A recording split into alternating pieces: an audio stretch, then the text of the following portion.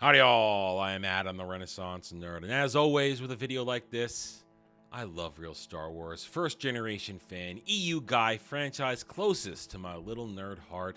I will do everything in my power to collect, protect, and preserve real Star Wars, George Lucas Star Wars, against the forces of Disney Lucasfilm, Disney Star Wars, which is, was, and always will be trash. There is nothing redeeming in any of Disney Star Wars, because at the very heart, the very core, those behind it, those creating it, those helming it, those issuing orders on what to do, they hate George Lucas Star Wars. From the very outset, they strove to create something that was not his galaxy far, far away, but a galaxy right around the corner of modern day. That is what they always wanted to do. We've said it for years. They wanted to create a vision of agenda-driven entertainment. Not escapist entertainment, not politically themed, but politically motivated. Things they will always do because these people are born inside their ideology. Everything is about pushing the agenda, the message. And today, we've got even more evidence. It kind of proves my point, and you might be asking, Adam, why do you keep coming back to this? Because I love being right about the things I know and understand, and I love getting the evidence to prove my point. What am I talking about? Good old KK? Kathleen Kennedy says Star Wars stories no longer need to connect to the originals. We don't care what Mark Hamill has to say. We're here to talk Kathleen Kennedy. Kathleen Kennedy doesn't think the future of Star Wars lies in honoring its past.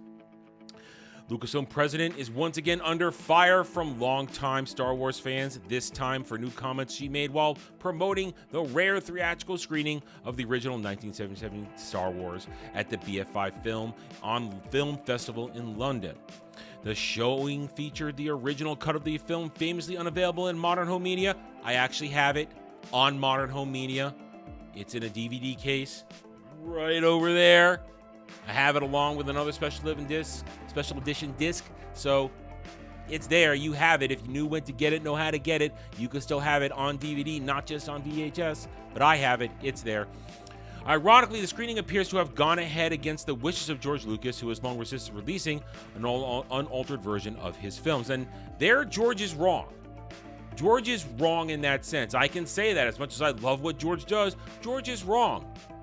The original cut should be available to people who do not like the special edition. Personally, I'm fine with both versions. I like them both. They have their strengths and their weaknesses, and I like them all because they are all still real Star Wars made by George Lucas, and he should embrace that. But that's his stance on that. We're not gonna debate that. But Kennedy wasn't just there to introduce the film. She also made some eyebrow-raising statements about where Disney Star Wars is heading next, and perhaps more tellingly, that Lucasfilm is ready to leave behind in the future.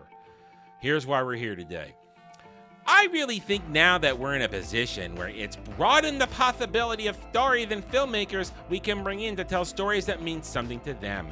It doesn't necessarily have to connect to every little thing that's been done in Star Wars. It can actually be a standalone story that then builds into many other stories. Very simply put, we don't care where we came from. We don't care about George Lucas Star Wars. We care about changing things to fit our narratives. Because here's the thing, right there, all of that, no matter how far they went, no matter how many different characters they introduced, and they did introduce dozens and dozens of new characters, whether in books, games, or comics, whether it was the Old Republic, the New Republic, anything like that, they still connected to George Lucas's original trilogy. They never forgot where they came from, because George Lucas still sat at the top of that pyramid that made all of it. Those who want to say George hated the expanded universe, he hated everything. No. Nothing was put to pen, paper, game, script, comic page, panel, anything without George's direct approval. Everything crossed his desk. And then he created a team to monitor and make sure everything stayed connected to the lore and the source material. There was essentially a giant Bible, a library that people could go and look at and connect to and say, okay, let's make sure we're not making any mistakes. And when George did changes himself, they went back and made sure they could retcon it and make it make sense. Kathleen Kennedy and all her little stooges, because she is at the top of the pyramid, nothing happens without her say so. She may not create it, but she directs the traffic. She directs the engine that is Disney Lucasfilm. Nothing happens without her approval. Therefore, everything she has put out there has been against the original vision of George Lucas. And now she admits it. It's time to abandon George Lucas entirely, because we are going to make our new Star Wars, our better Star Wars, that has nothing to do with what he stood for, has nothing to do with his galaxy far, far away.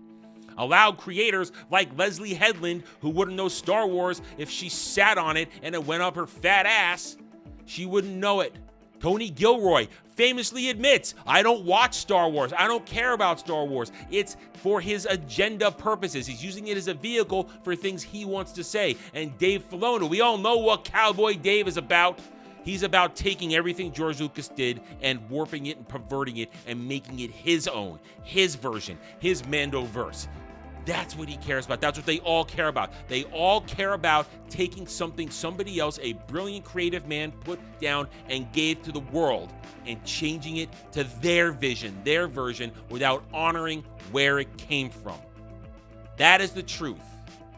And right here, right now, it is time to realize that if you support Disney Star Wars in any way, you are supporting the attacks on George Lucas Star Wars. You are supporting the desecration of one of the greatest stories ever created, one of the greatest settings ever created, meant for fans, meant for real fans to enjoy for generations. That's why George Lucas Star Wars is timeless, and Disney Star Wars will be forgotten completely.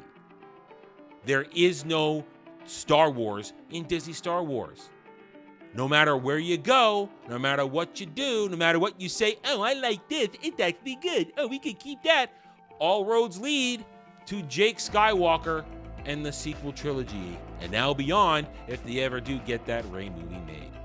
Either way, this is the battleground we now stand on, and we're winning.